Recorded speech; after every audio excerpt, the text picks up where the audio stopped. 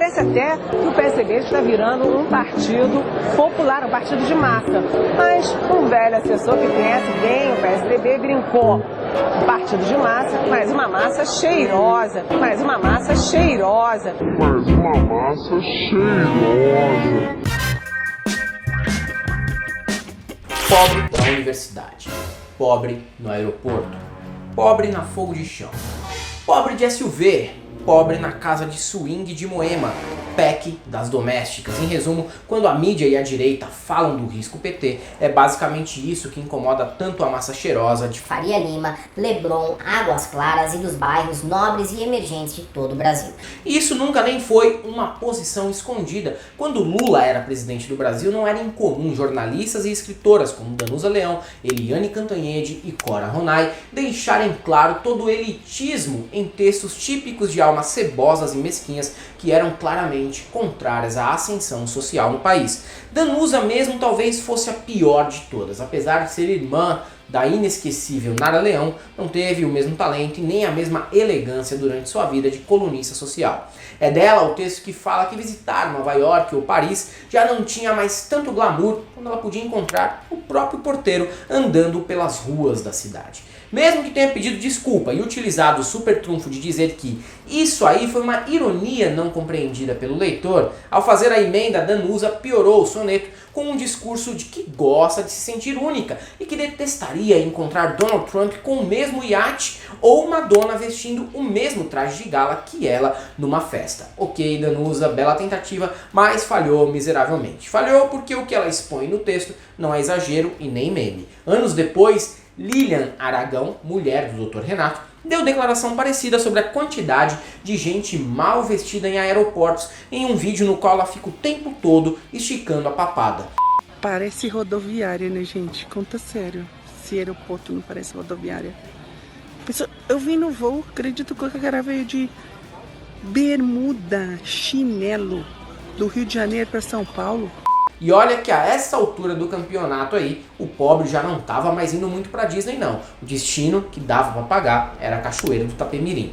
Mas a real é que essa história do aeroporto parecer rodoviária, com tanta gente parda, negra e com roupas mais simples, foi um discurso repetido à exaustão nas décadas passadas. Afinal, a classe média tradicional, histórica, estava mesmo perdendo o direito às exclusividades, como bem apontou Danusa Leão. E não só lá, mas também perdiam seus postos exclusivos em universidades públicas e concursos. De certa maneira, uma parte da população provou que só precisava de chance para atingir aquilo que era antes reservado aos bem-nascidos. E imagina só o problemão que é você ter um filho da sua empregada prosperando mais que você na vida acadêmica, mesmo vindo de uma realidade que jogou sempre contra o tempo todo. Dói, né? As empregadas também foram um calo no sapato da classe média durante o governo Dilma, que criou a PEC das domésticas. A partir dali, a classe média não poderia mais explorar sem regras as suas domésticas e também não poderiam ir até o interior de Minas Gerais comprar uma jovem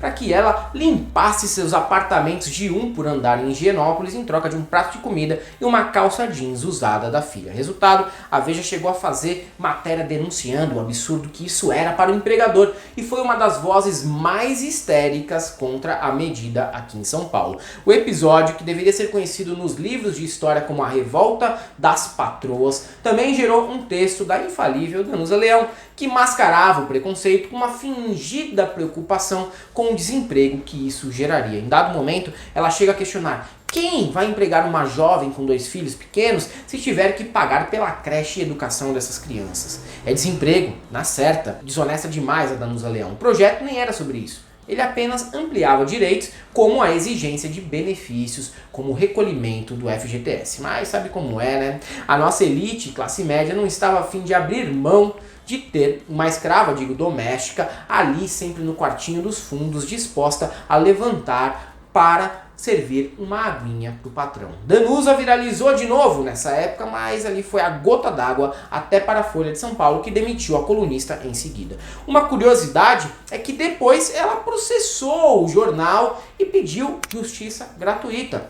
Danusa Leão, que achava que poderia se comparar a Madonna e Trump, falou que era pobre demais para pagar pelo processo. Que triste. Já Eliane Cantanhede, do Estadão, ficou marcada nessa época por um ato falho que até hoje ninguém esquece. ela foi a uma convenção do PSDB em 2010 e demonstrou que o partido crescia muito e parecia até um partido popular, porém formado por uma massa cheirosa. Não preciso nem dizer que isso é só uma forma dela explanar o que acha da massa que era formado o PT, por exemplo. E de cheirar, bom, tem gente no PSDB que entende bastante mesmo. O PSDB está virando um partido popular, um partido de massa. Mas um velho assessor que conhece bem o PSDB brincou. Um partido de massa, mas uma massa cheirosa. Mas Eliane não contava com um tiozão ao fundo limpando a mão com a boca e nem com uma baixaria generalizada no diretório do PSDB anos depois, aqui no bairro do Tatuapé, na Zona Leste, que acabou com um gordão com a cueca arriada na calçada mostrando o rego. E também ela não contou que em 2018, esse mesmo partido da massa cheirosa amargaria 4% na eleição presidencial com Alckmin. Parece que a massa cheirosa migrou toda para o fascismo fétido e podre, não é mesmo, Eliane? Triste também. Já naquela época, a psicanalista Maria Rita Kell chegou a ser demitida do Estadão ao deixar claro que existia uma evidência da desvalorização dos votos na esquerda e dos votos dos mais pobres. Segundo ela, o discurso vigente era de que esse voto era baseado apenas na Bolsa Esmola, que por menor que tenha sido, garantiu pelo menos a sobrevivência e a alimentação de muita gente no Brasil por anos. Mas quem nunca sentiu fome não pode saber disso, não é mesmo? A elite do Brasil descende diretamente da aristocracia escravagista do século XIX e por lá ela ficou. A monarquia foi abolida, mas essa aristocracia manteve os privilégios e a mentalidade. E o risco PT, que não chega nem a ser suficiente para resolver todos os problemas do Brasil, incomoda demais esses burgueses que não querem perder os seus privilégios históricos e muito menos dividi-los com uma massa que eles não consideram cheirosa. E quando essa massa está cheirosa, usando o mesmo perfume que eles também ficam bravos, porque acreditam que não deveria ser direito de quem não pertence às castas brasileiras.